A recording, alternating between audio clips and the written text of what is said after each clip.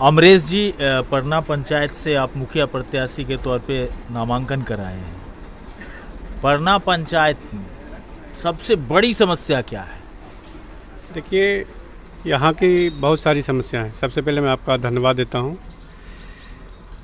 समस्या ही समस्या है, चाहे वो रोड का समस्या हो, शिक्षा का समस्या हो, स्वास्थ्य का समस्या हो, आवास का समस्या हो, बहुत सारी समस्या हैं। यहाँ तो भ्रष्टाचार इतना भरा हुआ है। अभी जो यहाँ के वर्तमान मुखिया जी जो हैं, हर किसी में सभी लोग जानते हैं कि आवास के नाम पे क्या घुसखोरी हुई है, रोड के नाम पे किस तरह का रोड बनाया गया है। अगर आप जाइएगा तो विजिट करते जाइएगा हमारे 6 नंबर वार्ड में।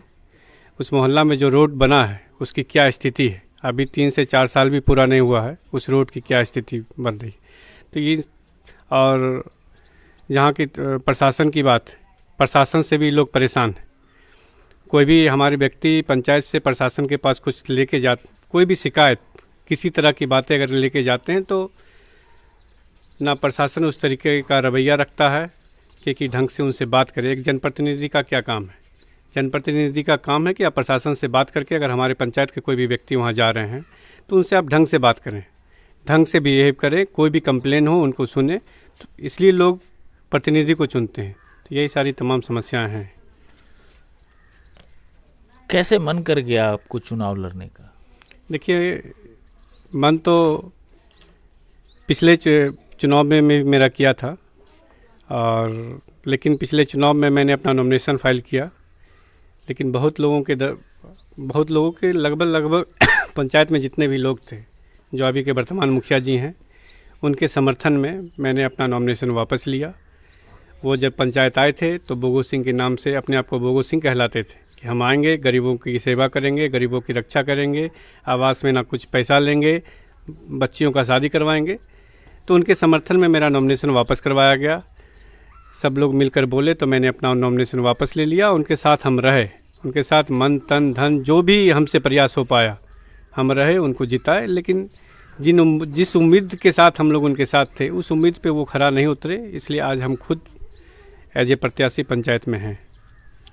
पिछले 4 साल से लोग बता रहे हैं कि आप क्षेत्र में काम कर रहे हैं, पंचायत में काम कर रहे हैं, लोगों के बीच बने हुए हैं। इससे पहले क्या जीवन आपका क्या था? देखिए, इससे पहले का जीवन स्टडी लाइफ चल रहा था। कहाँ पढ़ाई की है? जी, हम मेरठ से हैं, MBA किए हैं वहाँ से। अच्छा, MBA किए हैं। मुखिया उम्मीदवार में सिंगल होंगे आप? MBA जी, ये तो मैं नहीं बता सकता कि यहाँ पंचायत में तो हम खुद सिंगल हैं। आपके पंचायत की जी, हम MBA सिर्फ मेरा ही है, हम सिंगल कैंडिडेट हैं पंचायत में, ये तो है। तो आपने MBA किया है तो समाज को बनाने का भी सिस्टम तो उसमें आता नहीं है, उसमें तो बिजनेस वगैरह अकाउंट सिस्टम रहता है उसका। लेकिन उसका अनुभव आपको यहाँ काम आएगा क्या? एकदम आएगा। जो भी देखिए, एक्चुअली हाँ, पंचायत वासियों को जो भी मैंने वहाँ से शिक्षा ग्रहण किया है, मैनेजमेंट का कोर्स है। तो मैनेजमेंट का कोर्स ये होता है कि आप किसी भी क्षेत्र में जाके कैसे आप पंचायत को मैनेज कीजिए, या बिजनेस को मैनेज कीजिए, किसी चीज़ को मैनेज कीजिए।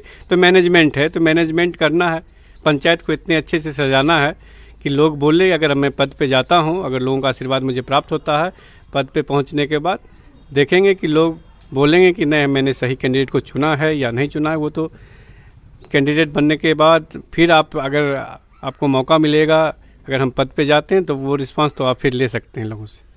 अच्छा, कुछ लोगों सब जगह शिकायत मिल रही थी आवास योजना में करप्शन को लेकर के, शौचालय में करप्शन को लेकर के, नल जल योजना में कमीशन खोरी को लेकर के। परना तो इससे अलग रहा। जी नहीं, परना में धरल्ले आवास योजना में रुपया लिया गया। सभी लोग जानते हैं कि आवास में धरल्ले से रुपया 15,000, 20,000, चाहे वो शौचालय हो उसमें 2,000। यहाँ तक कि जो आवास बन रहा है, इतना प्रेशर दिया गया उन लोगों पर कि आप आवास में जो गिट्टी हम देंगे, बालू हम ही देंगे, मिट्टी भी हम ही देंगे, सारा कुछ, मतलब 15-20 हज़ार जो ले रहे हैं वो तो ले ही रहे हैं, उसके अलावा सारा कुछ प्रेशर दे के वो अपना ही गिरवा रहे हैं। समझिए, वहाँ भी कमीशन खोरी है। शौचालय में तो 2-2 हज़ार रुपया ले ही रहे हैं। अच्छा, ये कमीशन खोरिए के चलते ना बहुत लोग मुखिया का चुनाव भी लड़ रहा है। नहीं, अब बहुत लोग क्या कर रहे हैं उससे मुझे लेना देना नहीं, लेकिन मैं इस कमीशन खोरी के चलते नहीं लड़ रहा हूँ। मैं लोगों के बीच रहना चाहता हूँ, सेवा करना चाहता हूँ, दिलचस्पी है मेरा लोगों के बीच में आप रहना। भगवान शिव के समक्ष ये सारी बात कर रहे एकदम हैं। एकदम दिल से हम बोल रहे हैं, उनके समक्ष बोल रहे हैं, और इससे बाद से अगर मैं पद पे पहुंचता हूं तो कोई कोताही नहीं होगी। हम जो बोलेंगे वो करेंगे। चलिए, बहुत अच्छा लगा आपसे बात करके। एक अंतिम सवाल हम आपसे ये जानना चाहेंगे कि पंचायत में जैसे वोटरों की संख्या जो भी है, यहाँ जातिगत वोटिंग होता नहीं है। सर्वाधिक मुस्लिम और कुशवाहा समाज के वोट हैं। आप भी कुशवाहा समाज से आते हैं।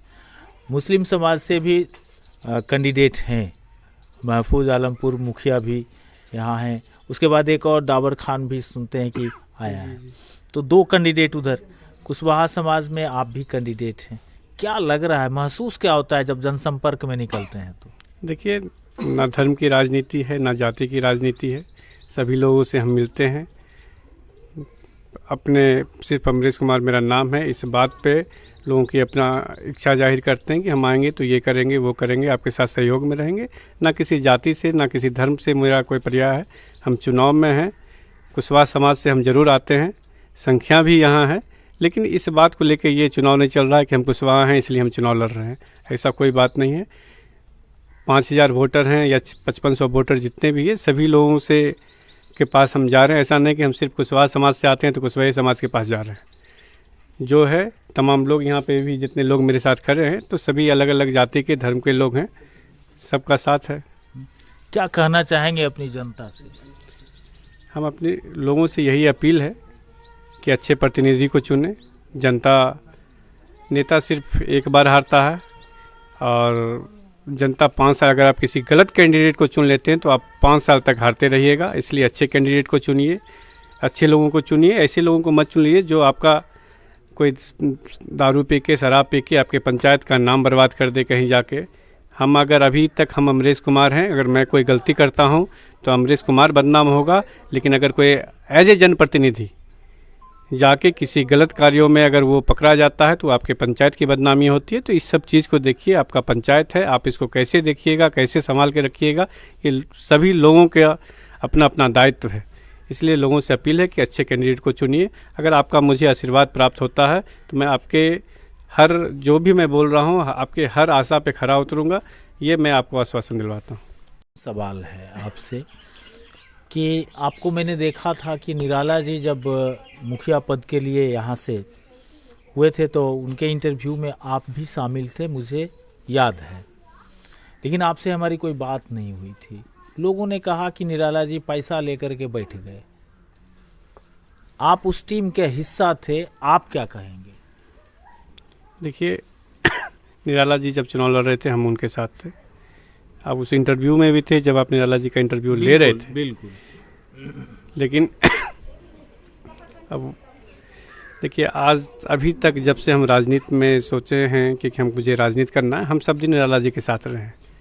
उनके साथ ही, उनके छाया में ही जो भी हम सीखे, और अच्छे व्यक्ति भी हैं और ईमानदार व्यक्ति हैं, इसमें कोई दो राय नहीं है। कुछ वजह हुई या क्या वजह, उनका अपना रीज़न होगा। किसी हम लोग पूरे तंदुरुस्ती के साथ थे। आप तो देखे कि इंटरव्यू में हम उनके साथ करे थे, और पिछले 2016 के चुनाव में भी हम उन्हीं के सिंगल वही पर्सन है। पूरा बहुत लोग बोले कि आपको नॉमिनेशन वापस नहीं लेना है, लेकिन सिर्फ उनकी बात पर मैंने अपना नॉमिनेशन वापस लिया।